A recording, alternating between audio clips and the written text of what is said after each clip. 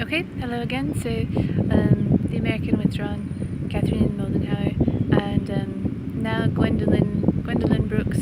I listened to like 6 of her poems, and so to me, I think she's she's talking about something I think Midwestern, and I think that she's the type of author after her interview that I think did really take her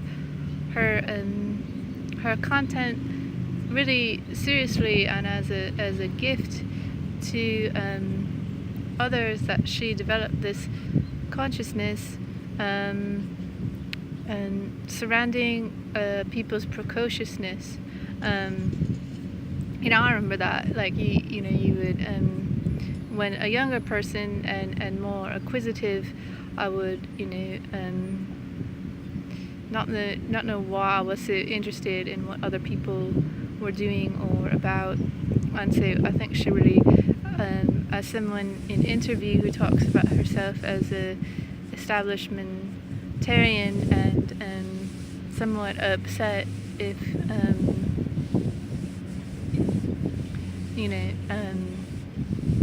children weren't being indoctrinated into more.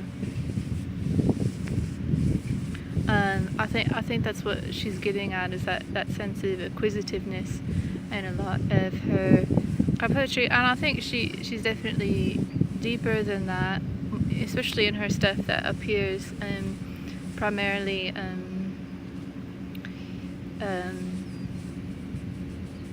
material.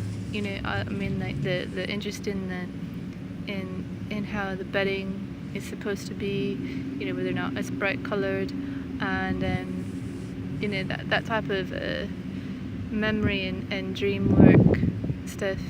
I find her very compelling and insightful that way, because I think we remember many things and we don't know why, and we don't necessarily meet people who can guide us through recollection. And so I think that's what she's really looking for, is insight into how mundane and nothing a home is, and yet there's so much activity surrounding what the family is and what the family can have, and the things that we look at growing up, and if they're not called artwork, then it's just a bedspread. And so, because if artwork is a bedspread, you understand that there's that enjoyment of something that was too elevated, once again becoming home substance, and there's that cognitive enjoyment there, that it's going to become something quick for people, and mundane, and all those creative factors there. But yeah, I think she's someone who's really easy to like. She's the type of author that people can like immediately, and I think she's definitely someone that felt that her audience could feel inspired by the same things that she felt inspired by, and it was sort of a drive to think and talk about matters of consciousness that appear relatively unimportant, because they're secondary in importance once one is an adult.